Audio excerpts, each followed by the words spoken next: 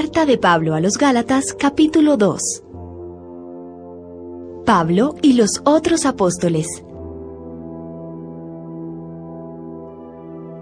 14 años después, Dios me hizo ver que yo debía ir a Jerusalén. En esa ocasión me acompañaron Bernabé y Tito. Allí nos reunimos con los miembros de la iglesia y les explicamos el mensaje que yo anuncio a los que no son judíos. Luego me reuní a solas con los que eran reconocidos como líderes de la iglesia, pues quería estar seguro de que mi trabajo, pasado y presente, no iba a resultar un esfuerzo inútil. Ellos no obligaron a nadie a circuncidarse, ni siquiera a Tito, que no era judío. Tuvimos esa reunión porque hubo algunos que a escondidas se metieron en el grupo de la iglesia para espiarnos. Esos falsos seguidores solo querían quitarnos la libertad que Jesucristo nos dio y obligarnos a obedecer las leyes judías. Pero ni por un momento nos dejamos convencer, pues queríamos que ustedes siguieran obedeciendo el verdadero mensaje de la buena noticia. Aquellos que en la iglesia eran reconocidos como líderes no agregaron nada nuevo al mensaje que yo predico. Y no me interesa saber si en verdad eran líderes o no, pues Dios no se fija en las apariencias. Más bien, ellos comprendieron que a Pedro se le había encargado anunciar la buena noticia a los judíos y que a mí se me había encargado anunciarla a todos los que no lo son.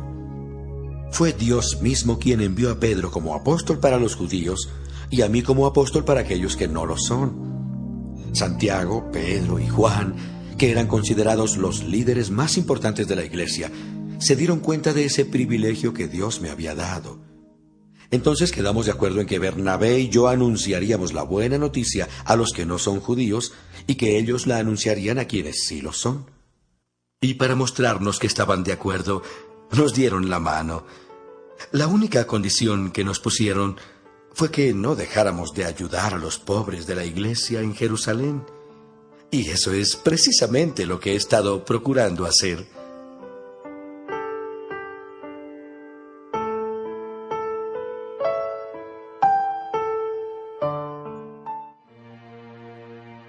Pablo corrige a Pedro.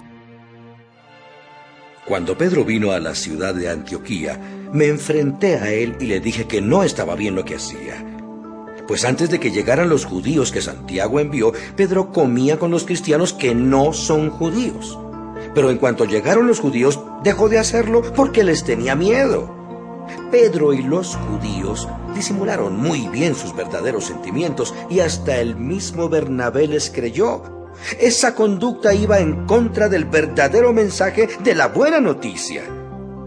Por eso hablé con Pedro delante de todos los miembros de la iglesia de Antioquía y le dije: tú que eres judío, has estado viviendo como si no lo fueras. ¿Por qué entonces quieres obligar a los que no son judíos a vivir como si lo fueran? La salvación viene solo por confiar en Jesucristo.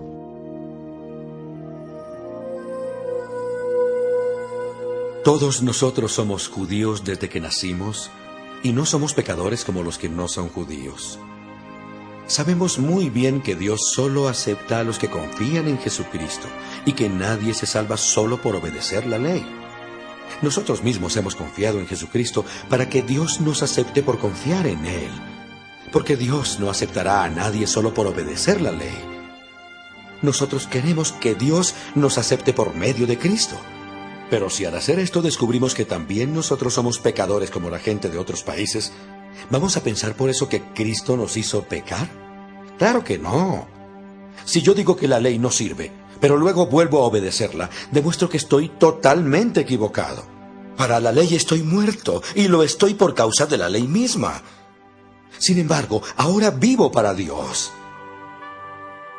En realidad, también yo he muerto en la cruz junto con Jesucristo. Y ya no soy yo el que vive, sino que es Jesucristo el que vive en mí. Y ahora vivo gracias a mi confianza en el Hijo de Dios, porque Él me amó y quiso morir para salvarme. No rechazo el amor de Dios, porque si Él nos aceptara solo porque obedecemos la ley, entonces de nada serviría que Cristo haya muerto.